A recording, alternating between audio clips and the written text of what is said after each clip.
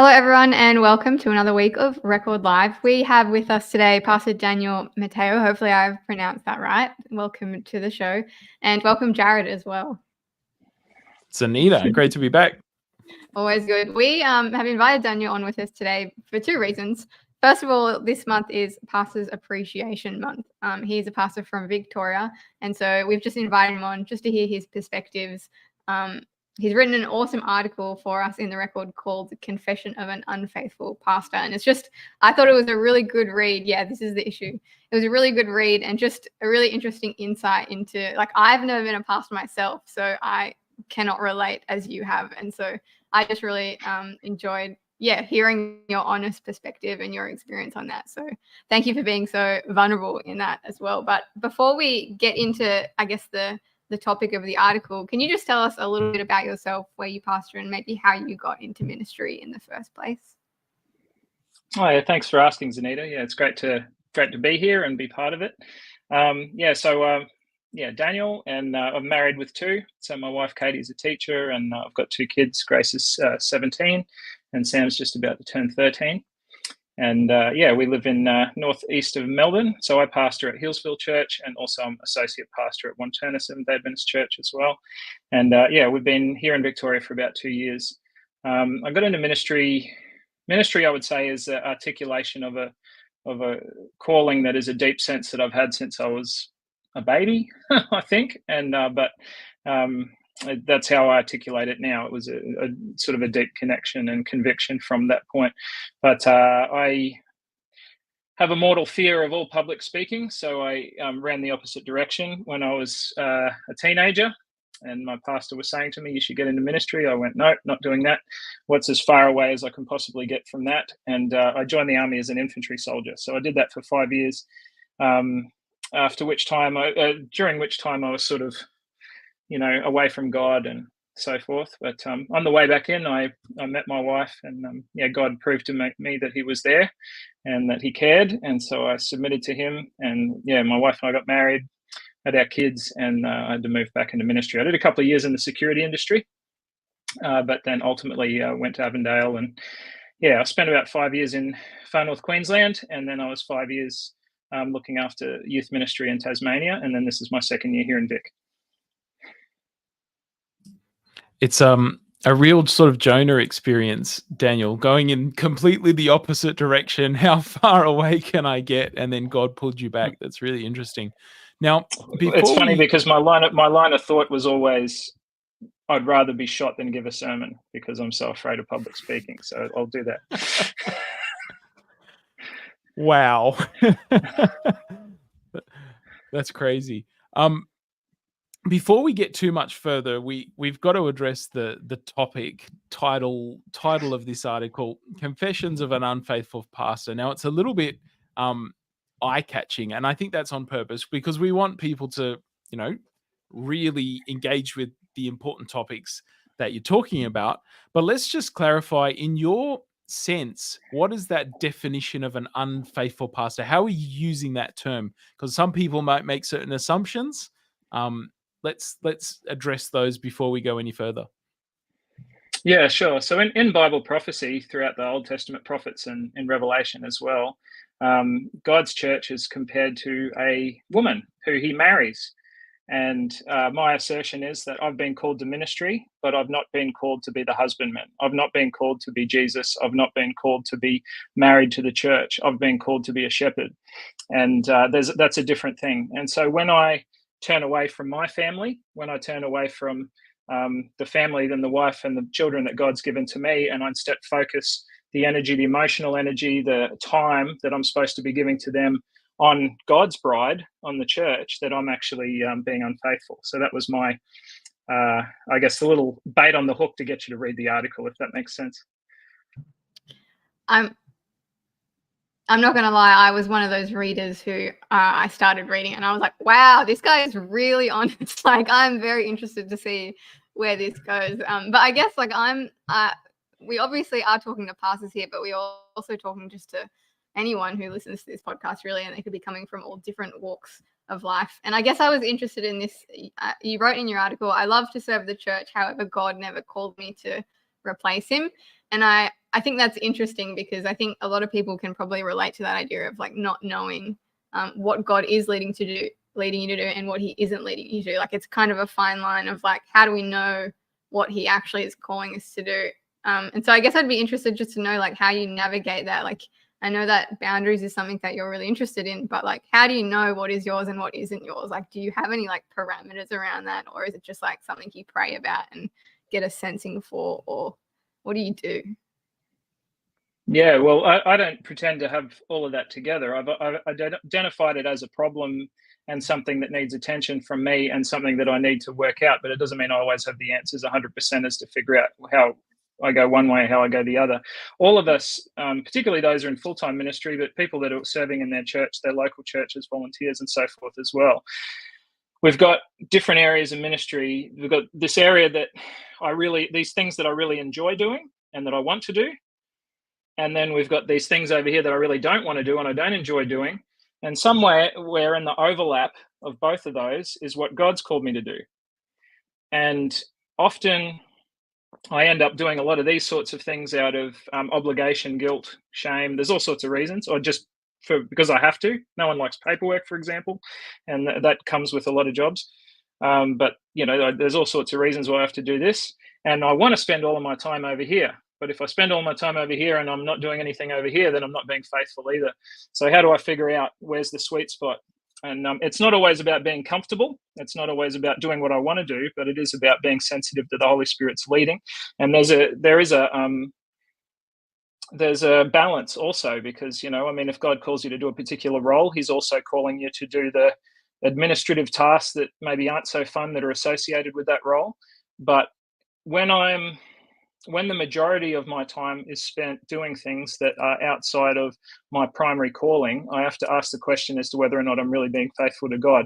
And as you said, when you're praying, you're asking God, what is it that you're calling me to do? When you've got that intimate connection with God, an intimate relationship with God, when you're being responsive to his movement, primarily in your personal intimacy with him, you'll be more sensitive to what those tasks are and have to reorder your priorities based around that.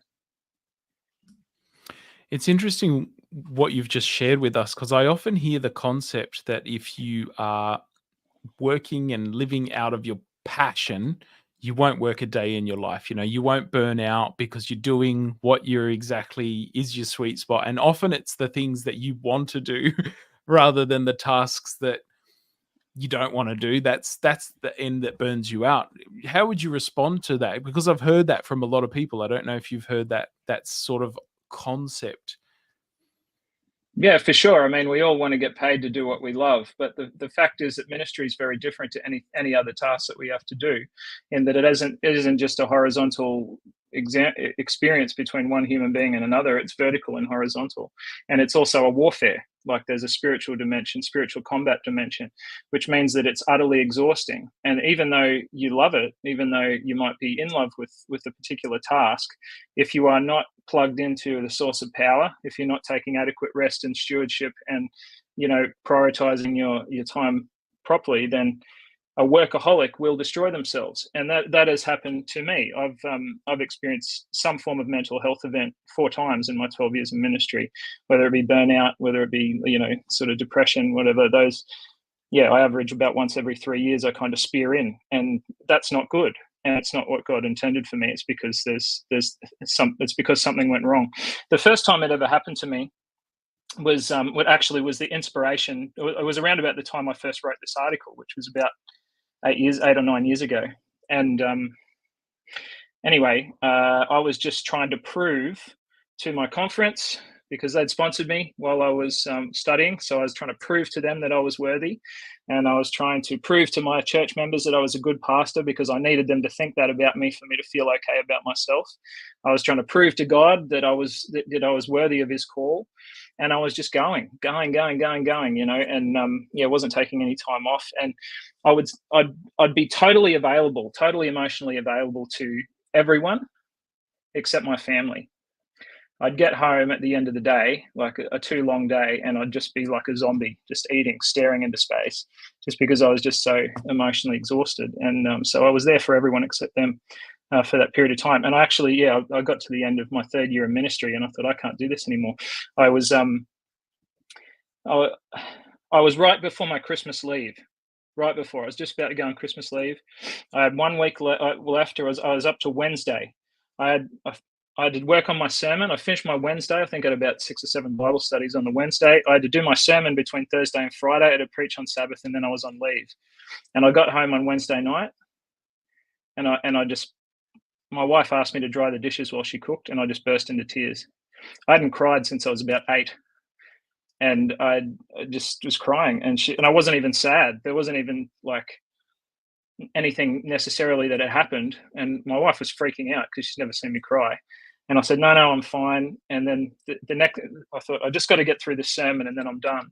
And the next day, somebody came around and they wanted to talk about all of their problems, or they rang me up. They wanted to come around and tell me about all their problems. And I was just freaking out, and I started to cry again when I got off the phone with them, and I knew they were coming. And I said, I will pay you $100 to just leave me alone. And they're just actually, no, it wasn't quite like that. It wasn't quite like that. Their problem was financial. They were having some money problems, no, I didn't say it like that. I said, look, I'll give you this $100, and I can't see you today, essentially. And they were happy with that. That actually made them happy. They're like, yoink, yep, I'll take that, and I'll go. But as soon as they left, I was just done. I was crying. I rang my wife. She was freaking out. Anyway, I just fell apart. Yeah. Yeah, I think this is something that I've heard a number of pastors just in my own circles open up about, is this struggle with like the load that is on you as a pastor, and all of the responsibilities and all of the expectations that people have on you to like tick all of these boxes. That is quite unrealistic. We did a series on this, talking to a few pastors, I think it was last year, and a lot of them kind of spoke about this weight that they feel. And I kind of picked up in your article as well that you had this like pressure to be, like you mentioned, like the church's savior, like to do all of the things, like be that God. And like you mentioned, obviously, that this was like an inner thing, but like as members, I know we are talking about like Pastors Appreciation Day. So like as members, do you think there are things that we can do to help like our pastors with that? Or do you think it's kind of up to the pastor to recognize what their thoughts are, or what their struggles are, or their personal issues are, and kind of work from it that way? Well, there's 2 things. The first one is that a congregation has expectations. Mm-hmm. And those expectations, often, if you were to talk to every member of a congregation and ask them about their expectations of their pastor, they would all be different, and they would all, if you added them all up and put them together, they would be like just completely unachievable for one human being. But every time that's expressed, pastor should be doing this, or why didn't you do that, or whatever, rather than going, no, inside of myself, rather than going, okay, no, I didn't do that because I didn't physically have enough time. It's not because I'm incompetent or uncalled or unfaithful. It's because I didn't physically have enough time, and God called me to be here and do this at that time, and as a result, that wasn't done. Or my gift set isn't in that area, or whatever. When you've got personal value priorities, right, where you know who you are in God and who you're called to be, you can recognize that for what it is. But when you don't, you take on board all of that it all feeds into your insecurity. So you're like, I just should have been there. I just dropped the ball. And then you try and make up for that but it's a bottomless pit. You can't fill it. You're only called to do it. So in answer to your question, it's from both directions.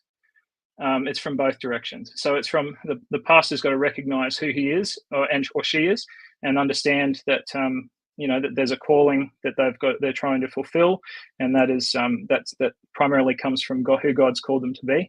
And secondly, congregations have got to understand that ministers aren't supermen and women. It's that they're just not capable of being everywhere at once, doing everything that's expected of them necessarily. I think it's important for them to have realistic expectations, but at times those expectations won't be met, and that's just the way it is. It's the easiest thing in the whole world to judge a leader. It's another thing entirely to lead well. That is a difficult thing to do. It's easy to sit back and be an armchair general. It's very difficult to be on the spot. Very difficult.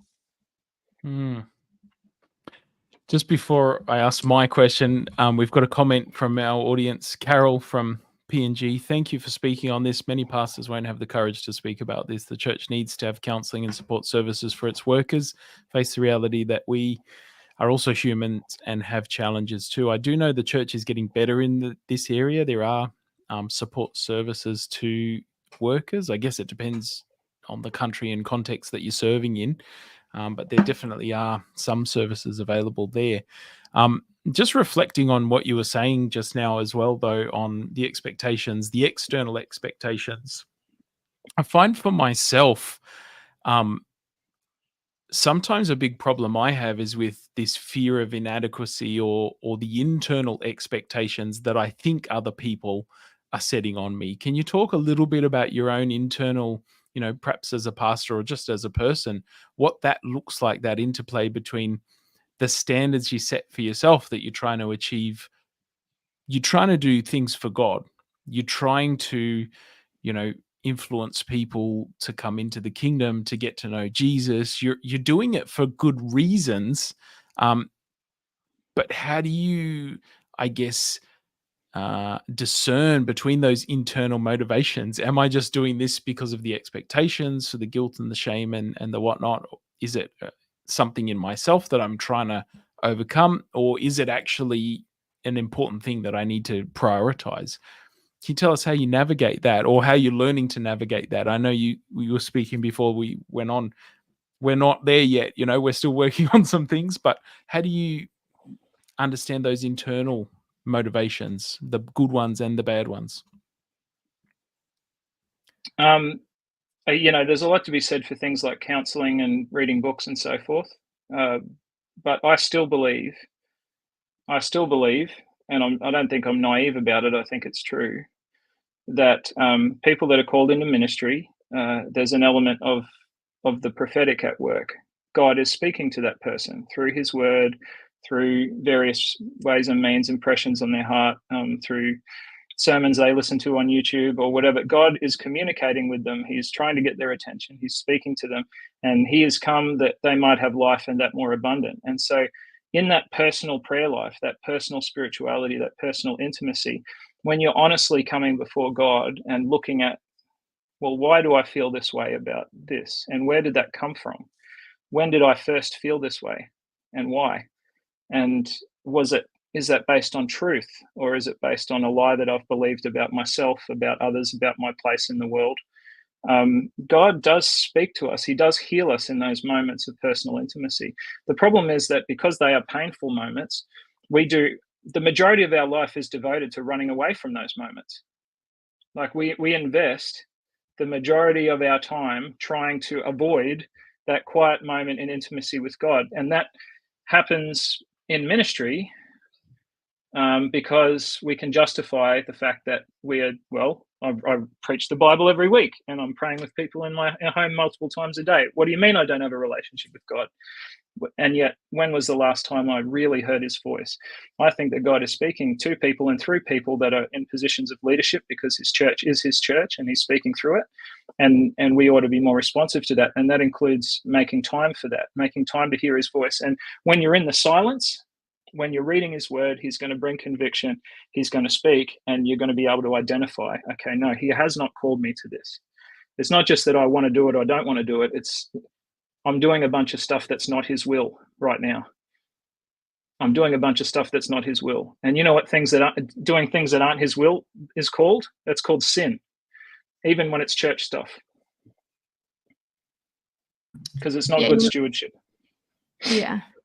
You mentioned just before, like you started asking yourself these questions, like, why am I doing that? What's the thought behind that? Which I feel like is like quite mature, but I feel like not everyone has that ability to like they don't just naturally question those thoughts. They just kind of believe them and then they live them, sort of thing. And I think that's kind of an interesting part of your journey is like, obviously you were talking about you were prioritizing ministry over your family, and you said that you were kind of doing these things out of like self-esteem issues or value things or expectations. But what was like at what point did you start asking yourself those questions? Because I imagine you weren't always asking them, because then you wouldn't have been in that predicament. Like, can you kind of like tell us a bit about that journey from like you were obviously living this way for a certain period of time, and then you've kind of had a transformation and you've come to realizations, but what was that, I guess, journey for you? Yeah, well, so So this is, I told you guys that I've had a mental health event four times in 12 years. Yeah. So so my most recent one was very recent, but essentially what happened is every time I burnt out or got sick, my capacity, my actual working capacity dropped significantly, and then came back a bit, but then leveled out, and I was never able to work at the same capacity I was before. So it sort of went along, and then I dropped, and then it was a permanent drop, and that happened 3 times. Now, the most recent time when it happened, it was a very big drop, and it's good to have good Christian friends around you. You know, it's good to have people around you who are willing to speak truth to you, even when you're not doing very well, because sometimes nice friends will just tell you nice things when you're in a bad situation, and they will just say, oh, poor you, and it's all the other person's fault, and it's you haven't done anything wrong or whatever. But good friends, loving friends, will say, no, okay, that wasn't right, but you aren't handling it in an appropriate way in this area, this area, this area, and this area. So I've got a wonderful wife. I've got wonderful friends. I've had a really, really amazing ministerial secretary for the last couple of years, and Pastor Justin Bone, and the conference availed me. There was a comment about counselling before the conference availed me of some counselling also, which was very helpful. I was called out. Someone had a crack at me. So that's what happened. That's what I needed. Yeah, there's this concept, I think, that Christians are sometimes uncomfortable with. It's the idea, I think, one writer, called it the dark night of the soul. Someone else called it like a wall. And sometimes when you hit that rock bottom place, you can either stay there and languish there, or ignore all the growth stuff, or you can go through it, and somehow God can use that to grow you, to strengthen you, to teach you lessons, I guess. Has that been your experience, that going through some of these challenges, it does make you hit rock bottom, it does make you reassess, but then if you don't avoid it, it'll keep happening, perhaps worse, or what's the takeaway?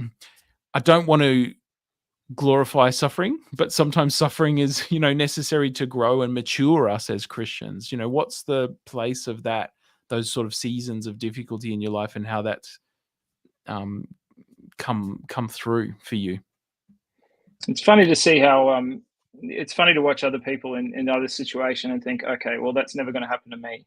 And then when it does, and then you get out of it and go, okay, that's never happening again. But the funny thing is, I can see in my life at the moment slide back towards old habits and so forth. So it's just, it's about being reminded and reminding oneself that there's a process of functionality, boundaries, personal spirituality, active self-care, and particularly stewardship of one's family, marriage, so forth, that are important to being effective in the long term. But it's really interesting because I'm just coming to the end of a master's, and when I was in my first year, I was listening to a subject on. It was a COVID year, so I was online listening to some lectures on personal spirituality, and I actually was getting really angry. I was going, man, this boring, like, basic stuff. Like, I've been a pastor for how many years, and they want to teach us at master's level about how to have a personal relationship with God. Like, come on, what a waste of time. And check the boxes and got the assignments in, but I thought, wow, that get that out of the way and get onto the real meat is really how I thought about it. And but the funny thing is, man, the last couple of years have been about rediscovering the power of all of that, and really, like, just very, not too long ago, I was sitting through some professional development with the same person, and they were saying all the same stuff that they said in those lectures.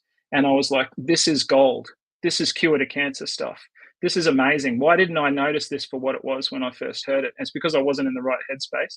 But I was looking around, and there was a good number of my colleagues around me, and I thought, they're thinking the same thing as I was thinking back then. They're going through the same thing as I was going through back then. They're going, what do we need this for? We're pastors. We don't need to be told how to have a personal relationship with God. It's important. You slide. You've got to be reminded. Yeah. Yeah, I'm sure we've all had those experiences where we've read a book and it hasn't resonated, and then 5 years later it's been the best thing ever or something like that. But I know we're kind of firing questions at you about your article, but I just kind of want to give you an opportunity to share if there's anything that you want to speak on specifically, whether it's like a practice or a resource or like just advice that you've received that's been helpful for you in terms of like just an individual or as a pastor. Yeah. I have been a proclaimer of the gospel of Jesus Christ, very, very passionate proclaimer of the gospel of Jesus Christ from the moment I began to understand the gospel of Jesus Christ.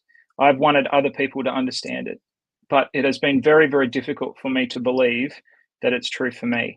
And I'm not the only one. Mother Teresa of Calcutta, who everyone thinks of as being a really, really godly woman, and she was. If you talked about Dark Night of the Soul before, Jared. If you ever Google Mother Teresa Dark Night of the Soul, she was thinking some pretty horrible stuff about herself. She would say things to her confessor by correspondence. She was a Catholic. She would do confession, and she would by correspondence say things to her confessor like, "Jesus loves you, but not me."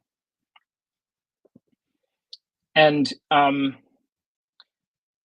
don't think that she's alone in terms of Christian ministry in that area. The gospel is for everyone else, but God loves me based on what I do, on how effective I am. And when I'm in ministers' meetings, when I'm in professional development, and everyone's sharing all of these stories about these wonderful things they're doing for God, and I'm not doing anything like that, then that means that I'm not valuable. That means that's got to do with my calling, and that maybe I'm just nothing. Maybe I'm not worth anything to Him. And it's not the gospel. It's not true. And I don't know why it's easy to share the gospel but not easy to believe it.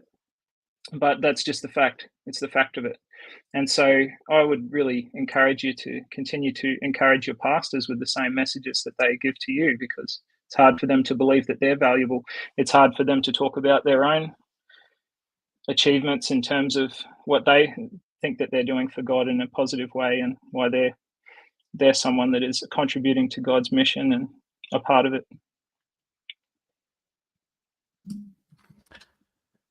That's some really profound things to think about there, Daniel. I think, as you're speaking, I can definitely relate and see that in my own experience, that sort of, you believe it at a level, but can you give yourself the same grace that you preach to extend others, or the same forgiveness you extend to others, or that you talk about? Yeah, it's a really challenging thing for us as Christians. Hey, just as we wrap up, we often end on a practical note for our viewers, our listeners. What can we do this week that can take, I guess, a nutshell of this conversation? It's been a huge conversation, and thanks for your vulnerability and some of the stuff you've shared. I think it will help a lot of people. But what can we do? And I think there were some themes that were coming through, but just this opportunity for you to give us, in a nutshell, what can we do this week that will help us in our own spiritual journey, and perhaps help our pastors as well? I think it's helpful every now and again to just pause. Like I was talking about intimacy with God before, and the way that God speaks in those moments. And when you pause and you come to God with 3 questions: where am I at in terms of my family?